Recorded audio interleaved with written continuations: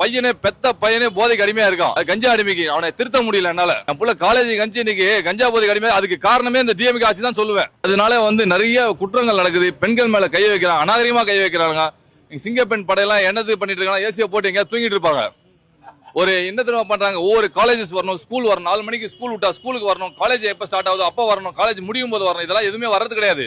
ஒரு ரூம் எது கொடுத்தாங்க, ஒரு வேன் கொடுத்தாங்கன்னா அதுல ஏசியை போட்டு எங்கேயாவது ஒரு மூலையில் அண்ணா நகர் ரவுண்டால உட்காந்து தூங்கிக்கிறாங்க. இதெல்லாம் கவனிக்கணும். அண்ணா நகர் ரவுண்டால உட்காந்து தூங்கிட்டு இருக்காங்க. அண்ணா நகர் ரவுண்டால எத்தனை பெண்கள் காலேஜ் இருக்கு, யாரும் வர்றது இல்ல. இதெல்லாம் கேட்கறதுக்கு அந்த அதிகாரிகளுக்கு யாருக்கும் பயன் இல்ல.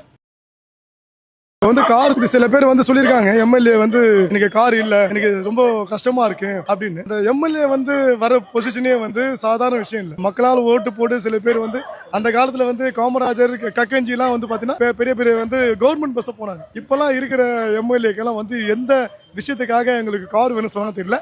இப்போ கவுன்சிலர்ல இருந்து பெரிய பெரிய ஆட்களுக்கு கார் இல்லாத ஆளே இல்ல.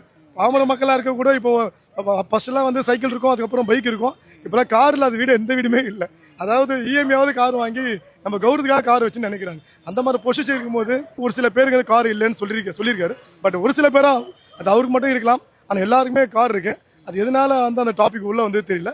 ஸோ பின்பால் ஏதோ இருக்குது, அதனால தான் அந்த டாபிக்கை முன்மொழிகிறாங்க. பெண்கள் வீட்டில் பாதுகாப்பு இல்லாத நிலையில் உள்ளனர். திருச்சி மாவட்டத்தில் பேருந்து நிலையத்தில் ஒரு பெண் தனியாக இருந்த பொழுது கடத்தப்பட்டாள். ரயில்வே நிலையத்தில் சென்னையில் வேலைக்கு சென்று இரவு வீடு திரும்பும் பொழுது ஒரு பெண் பாலியல் வன்கொடுமை செய்து நாசமாக்கப்பட்டாள். ஆனால் இதே போன்றுதான் நாமக்கல், மதுரை, திண்டுக்கல் என்று பல மாவட்டங்களிலும் பல வன்கொடுமைகள் நடந்து கொண்டுதான் இருக்கின்றது. சிலைகள் வைக்க நேரம் உள்ள அரசுக்கு எங்கே பெண்கள் வன்கொடுமைகளை தடுக்க நேரம் உள்ளது என்றுதான் நான் கேள்வி கேட்பேன். இதை மாற்றுவதற்காக தான் எங்களுடைய தளபதி அவர்கள் கட்சி ஆரம்பித்து மக்களுக்காக பல பணிகளை செய்து கொண்டு வருகின்றார். ஏழை பெண்களுக்கும் பாமர பெண்களுக்கும் பல திட்டங்களை வகுக்க உள்ளார். பெண்களுக்கு என்ன வேணும்? நீதியும் வேணும், நிதியும் வேணும். ஆனா இப்ப இருக்க அரசுல நீதியும் நிதியும் ஒரே குடும்பத்துலதான் இருக்கே தவிர ஊர்ல இருக்க யாரு குடும்பத்திலயுமே கிடையாது. இதுதான் இங்க நடக்கக்கூடிய உண்மை.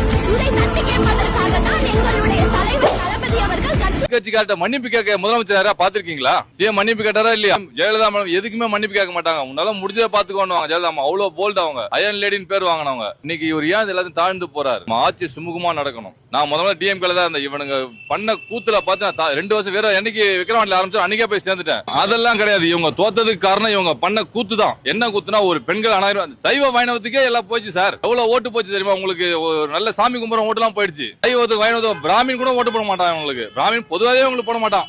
ஏன்னா அப்பத்துல பிராமின் எதிர்ப்பாளர்கள் காலங்காலமா நீங்க பேஸ் பண்ணிட்டு தான் இருக்கணும். இனிமேல் தலை தூக்க முடியாது டிஎம்கே எல்லாம்.